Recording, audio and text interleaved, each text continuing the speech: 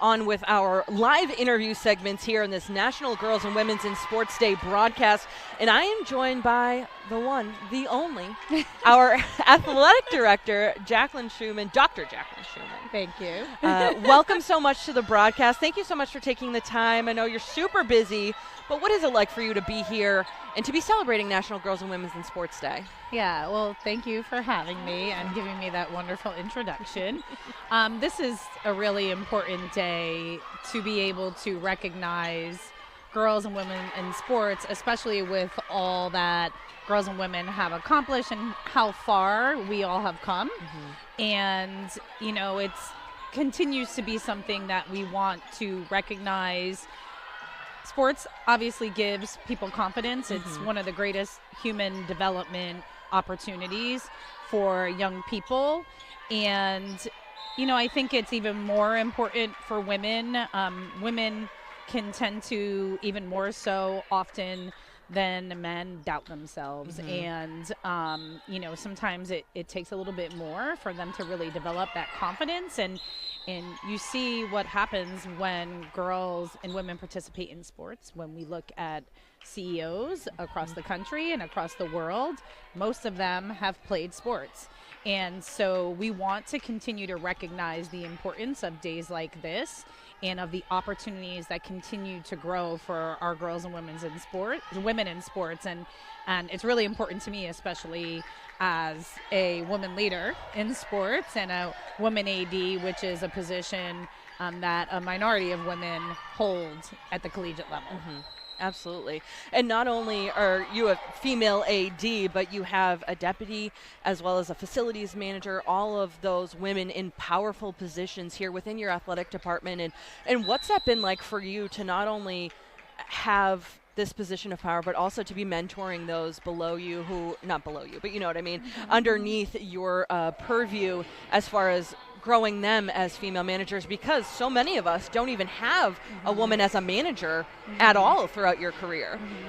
Yeah, it's interesting. At an earlier point in my career, when I first came into college sports, I used to think it was my job to figure out how I fit in with the men. And that was all I really thought about until a young female athlete, when I was at the University of Tennessee, sat in front of me and said, you know, we all watch you and we all learn a lot from you and it's awesome. And it literally was the first time that I recognized that the young women in our department were watching me and watching what I was doing and learning from me, and that I was modeling something for them. And so that's really important then coming here in leadership. I think because of my experience in this industry, and, you know, I've had a few women mentors. I've had more men that have been mentors because of, you know, the positions that, you know, they more often will hold. Right. I've understood the importance of putting women in places where they could learn across the board in college sports. And so Jacqui Perez, our associate AD, being in a facilities position, that is actually not very common. And, you know, when we had the opportunity to hire her, you know, through the interview process, I think of one of the best people I've ever worked with in facilities, and she walked in and was thinking and asking questions and making points just like he was, and I was like, wow, this is like the female version of him, and we need to get her in here. And, you know, I think from a mentorship standpoint, she's done a great job, but I could also see at the beginning of her coming in hesitation from people, you know, whether they recognize it or not. Right. I think that's one of the things that I do recognize, because I can tell the different ways that people will respond to women, and I can see the differences in when they respond to women that are in those roles. And the thing I would say with our deputy SWA is I also am very cognizant of what to involve her in. And actually one of those items is fundraising and development. You know, I was taught the importance of making sure that you are involved and in tune to things like fundraising and development, especially as women. And I was really fortunate that I had a number of actually, you know, male mentors who were really intentional about involving me in the fundraising aspect of what I was doing. And so I think of things like that with her, like, hey, you got to be in tune to this. We need to pull you into this information and this meeting, because I want to make sure, even though if it's not her current role, that she's Right. prepared to be an AD at some point.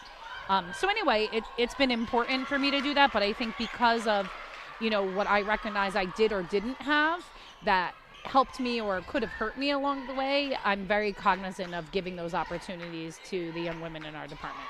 And that's actually something we're doing here on this broadcast. Both Faith and Julia, our sideline reporters, are not yet professional sideline reporters. They were looking for a chance. So given the opportunity to pick my sidelines, I wanted to make sure that we gave some young women a chance in that, knowing that that's what National Girls and Women's in Sports Day is all about, not only recognizing how far the sport has come, but also realizing that just because we've made it doesn't mean we can't pull some people along. I agree. That's great. And this is really exciting for us, and I'm glad that you mentioned that, because that's something that we did today that we haven't done before. Yeah. So we have an all women broadcasting today. Yeah. Which is rare in and of itself. Which is rare. So it's an opportunity for us really across the board to be able to say that women can be in these roles that, obviously as you are, that aren't as often represented, by women. So. And something that I've shared with the folks at home today is just how far the sport has come. I was a basketball player. We didn't have women's basketball shoes when I was in middle school. I had to wear men's shoes. Ouch.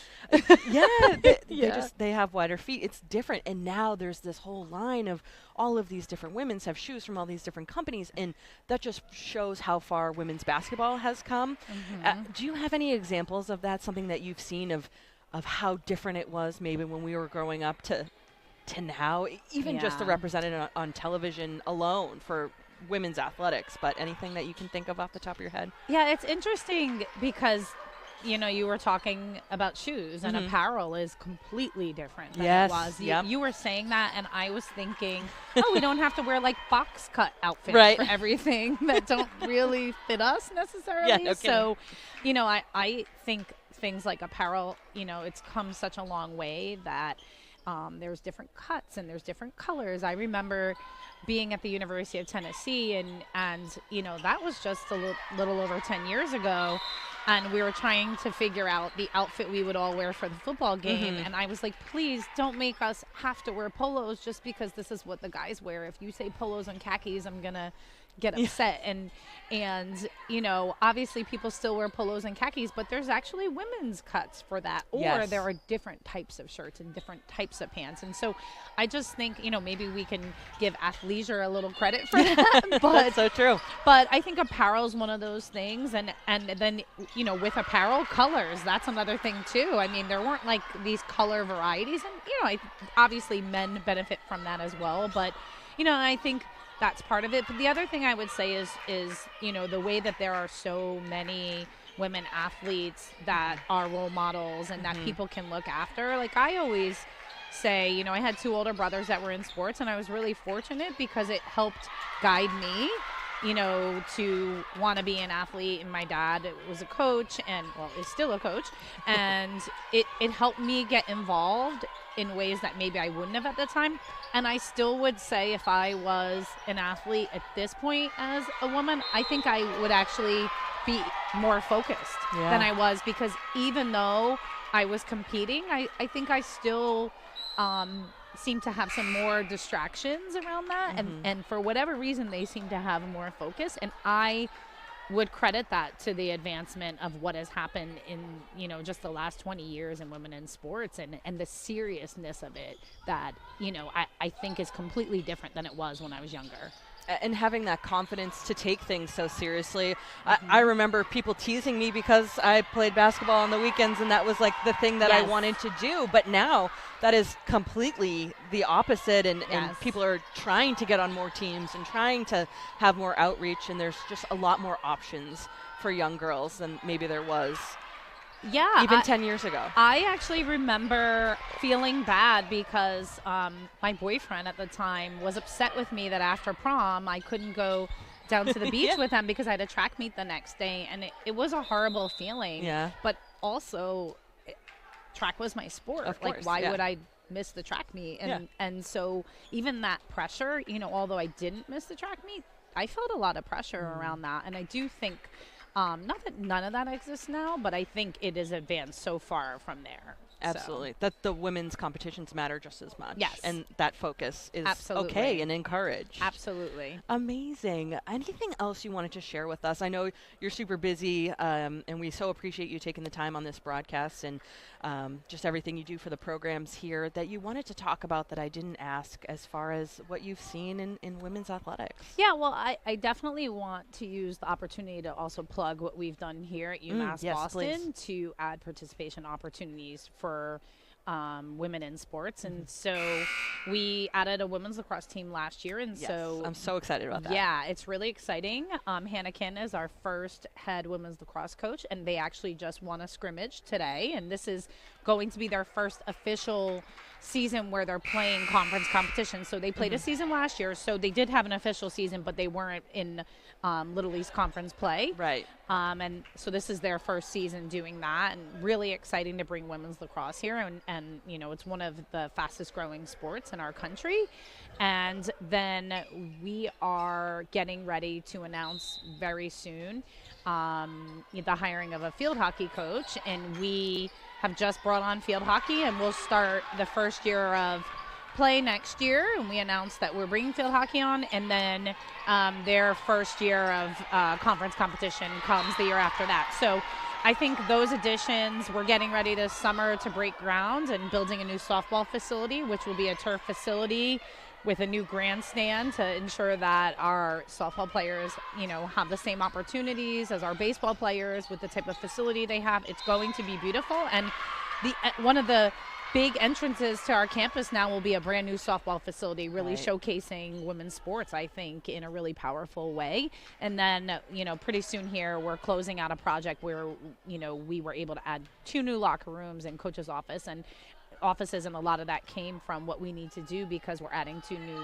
women's teams. So there's a lot we're doing here for Title IX and gender equity and women's participation opportunities. And so it's just an exciting time to be able to be a part of that and see this advancement here at UMass Boston.